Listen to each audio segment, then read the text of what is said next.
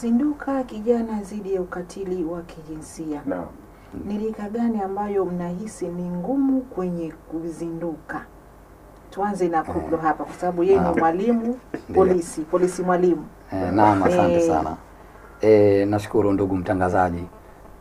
Rika ambayo hii ni ngumu kuzinduka, tunasema ni rika hii ambayo ishafikia kubalehe. Machua. Manake rika hii ni ngumu kwa sababu yani yale matukio washaanza. Lakini ukirudi kwenye upande wangu mimi wa jukumu langu la mwalimu polisi, naanza kuitoa elimu kwa ngazi ya maandalizi kwa hawa KG1, KG2 kuendelea hapo msingi na maandalizi hadi darasa la 7. Lakini hapo kwa vile ninavyoanza nao, hawa watoto naona idadi kubwa wanazinduka. Lakini je, baada ya kuondoka hapo manake wanakwenda kwenye mechua. Sasa hapa mechua vile ambapo wamezinduka vizuri, manake unakuwa unapata tija na mafanikio unayaona. Lakini wakati unapokwenda sasa vijana ambao hao washakuwa au labda vijana ambao washapata umri wa miaka 18, tunasema washakuwa watu wazima kisheria. Hao manake kuwapa elimu watoto hawa kuzinduka inakuwa ni shida kwa sababu yale matukio washayaanza. Lakini vile vile tunawasaidia kuwapa ile elimu kwa mifano mbali kuona kwamba je, unamwona huyu kaathirika jinsi ya masuala ya ukatili wa kijinsia, manake unampelekea kwenye ule uhalisia wa picha. Lakini ukirudi nyuma huku kwenye maandalizi, watoto wa maandalizi, ukiwapa elimu kwa kutumia njia ya picha, watoto wanazinduka. Hata hujatumia picha, watoto wanazinduka. Lakini kwenye hizi rika za ukuaji ambao kijana kakua shakuwa mtu mkubwa, basi hapa maana yake lazima uwe unaonesha ule uhalisia wa ule mtu alipopata masuala ya ukatili, kwamba unamuona huyu athari yake, labda umeona athari gani ambazo kazipata, je imempelekea vipi mpaka imefanyika hivi. Kwa hiyo maana yake hapo tutapata ugumu kwa eji hii ya miaka 18 na kuendelea. Ndugu mtangazaji, mtazamaji atakuwa anajiuliza ugumu wa miaka 18 kwenye kuendelea unatoka wapi, wakati mtu pengine kashajielewa. Pengine atakuwa anasema yule mtoto wa KG1 atakuwa pengine ni ugumu kumfundisha vitu hivyo. Polisi mwalimu ananifundisha nini? Lakini kumbe ugumu upo katika kwenye miaka 18 kwenda juu. Ndio. Karibu Kabanya.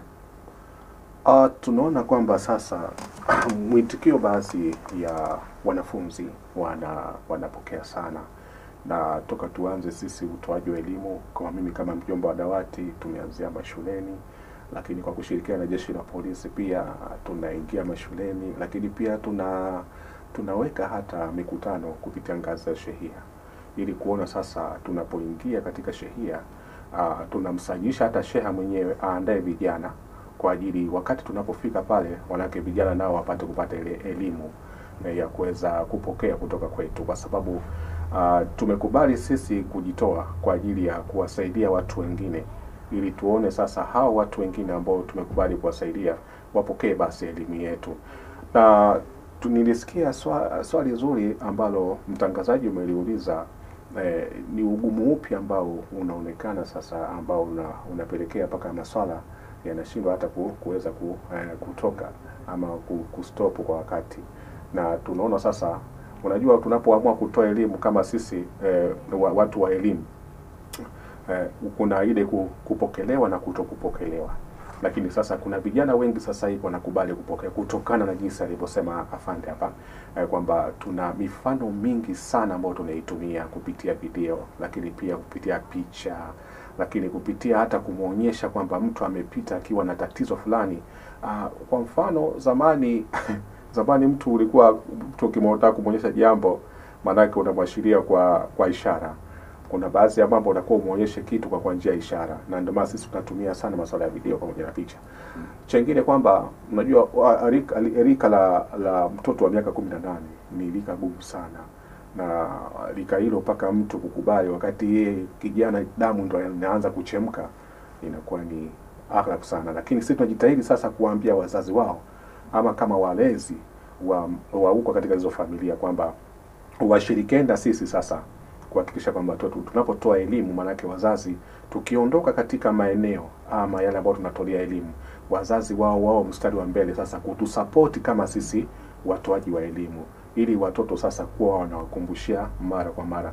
Na ndio maana sisi tumeamua kuja leo kusema kwamba zinduka, zinduke huyu kijana, kwa sababu kijana akishazinduka maana yake kwamba tunamtegemea aje kutuzalishia matunda ya baadaye. Maana yake kwamba atakuwa yeye ndo mwana taifa, atakuwa yeye ndo mwana serikali, atakuwa yeye ndo mwana kijiji mkubwa. Sisi watoaji elimu tutafikia muda sasa tutazeeka, na siku zote mtangazaji kwamba ukienda kuelekea kwenda kuzeeka walake na akili inaanza kurudi utotoni. Maana yake kwamba hata ile falsafa ya kuthink itakuwa inapotea. Kwa hiyo nia yetu kubwa sisi ni utoaji wa elimu. Sasa tumuombe huyu kijana ambaye tumekuja kumzindua, maana yake azinduke maradufu, ili kuhakikisha kwamba naye wakati akija kuanzisha familia yake, akija kufikia malengo yake, naye awe na elimu kama sisi jinsi tulivyoelimika, na kwa ajili ya kuweza kuisambaza kwa watu wengine. Naam. Asanteni kwa majibu mazuri. Hapa Kabanya umegusia wazazi. Naam. Baadhi ya wazazi wanakuwa wana changamoto sana ya kushirikiana pengine na walimu ama pengine watu wa taasisi mbalimbali, kwa sababu anahisi mtoto akishampeleka skuli au akishampeleka madrasa jukumu lake ni mwalimu. Tuje kwa koko hapa, mwalimu polisi. Ndio. Mnavotoa ile elimu, wazazi mnawashirikisha vipi? Naam, asante sana ndugu mtangazaji.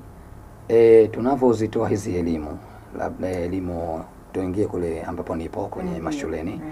Tunavozitoa hizi elimu tunaanza na hawa wanafunzi wenyewe. Baada ya kuona haya matendo au matukio yanayotokea ya ukatili wa kijinsia, na hata kabla hajatokea, kwa sababu si kama alivyosema mjumbe wa dawati, maana yake ni utoaji, si kazi yetu haishii hapa, maana yake tunaendelea kutoa ile elimu.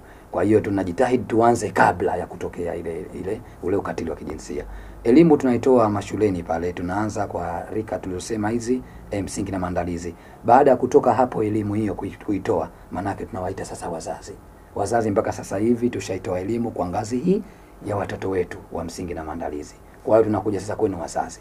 Wazazi, mnaujua nini ukatili? Tunaelezea wazazi maana yake ABCD kwamba ukatili ukoje. Lakini hatuchoki, tukitoka hapo tunaelekea katika jamii yenyewe ambao ndo hawa wazazi. Lakini kwenye jamii sasa utapata hawa viongozi wao, utapata sheha wa sehemu husika, maafisa ustawi wa jamii. Maana yake hapo sana nakusanya maimamu, maana yake kwenye ngazi tofauti. Kwa hiyo hapo wazazi, elimu hii inawafikia baada ya kutoka kwa watoto wameiva vizuri kujua nini ukatili. Hapo sisi haturidhiki, tunaingia kwa wazazi. Ndio. Na wazazi wanawapa ushirikiano upi? Kwa sababu mzazi mwingine inawezekana ukaenda kule nyumbani ushamgundua, unajua hawa watoto wetu wana vitu vingi sana, na mwalimu ndio mtu wa kwanza kumgundua mwanafunzi kama ana tabia hii na tabia hii. Inawezekana pale polisi mwalimu umetoa elimu nzuri sana, lakini pengine katika ile darasa umegundua watoto wawili watatu washaanza vile vitendo. Unapowachukua wale watoto ukenda nao kule nyumbani kutaka kumueleza, ule mzazi anakupa mashirikiano gani? Naam, asante sana.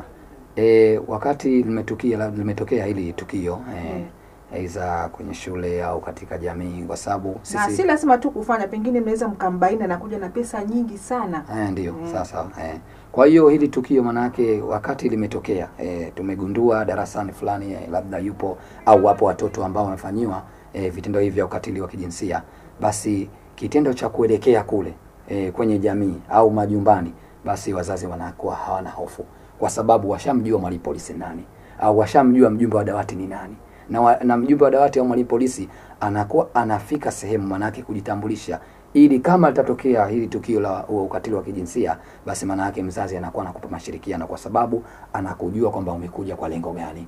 Kwa hiyo matukio haya wazazi wanatupokea vizuri, na vile vile wazazi tunawaomba wasiturudishe nyuma kwenye masuala. Kama limetokea tukio, basi mzazi awe kidete ili hili tukio lisitokee tena, na hapo ndo anatupa yale mashirikiano kwamba kutuelezea kweli tukio limetokea na limetokea ABCD, na je aliyofanya tukio mhalifu tunaenda kumkamata. Kwa hiyo tutamkamata na kesi hapo itakuwa inafuata taratibu nyingine. Kijana zinduka dhidi ya ukatili wa kijinsia. Turudi kwa mjomba dawati. Mjomba dawati, unaishi katika jamii. Jamii pengine inakufahamu kazi gani ambayo unafanya. Anaweza kaja kijana akakwambia, mjomba dawati, mimi kuna hichi, na tukimzungumzia kijana tunamzungumzia kijana wa kiume na kijana wa kike. Ndio. Wanauo mwamko wa vijana kuja kuviripoti vitendo kabla hajaingia mzazi kuja kumripoti mwanae kama kafanywa hivi. Na ndio maana sasa elimu imeanzia kwanza kwa sheha.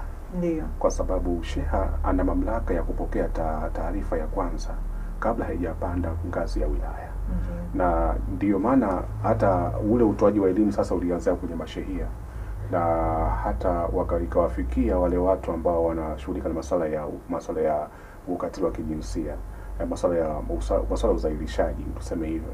Lakini sasa kama kijana, kwanza mimi kwa mfano, kijana amekuja nyumbani kwangu akanigongea hodi, lakini pia akaja kuripoti taarifa ya masuala ya ukatili. Kwanza mimi nakuwa nafurahi kwa sababu kuona kwamba kumbe ile elimu ambayo naitoa inawafikia kwa wakati. Kwa nini kaja kunipigia hodi? Na kwa nini kaja kuniambia hili swala?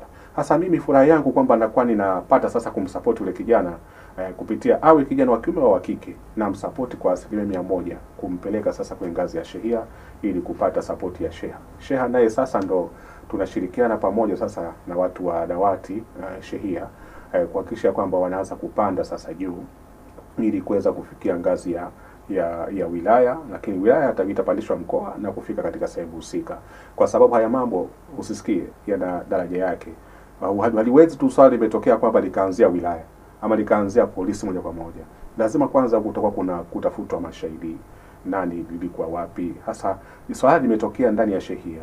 Sasa unakwenda kulihukumu juu, hulijui chanzo chake. Na ndio maana sasa kwa sisi ambao tunatoa elimu kama mjomba dawati hapa, maana yake kwamba yule ambaye anayekuja kwangu kwa ajili ya kuweza kushtaki kwa swala la ukatili, mimi kwanza ninakuwa na furaha kwa sababu nakuwa ninahisi kwamba sasa ile elimu ambayo unashirikiana na jeshi la polisi inawafikia sasa walengwa.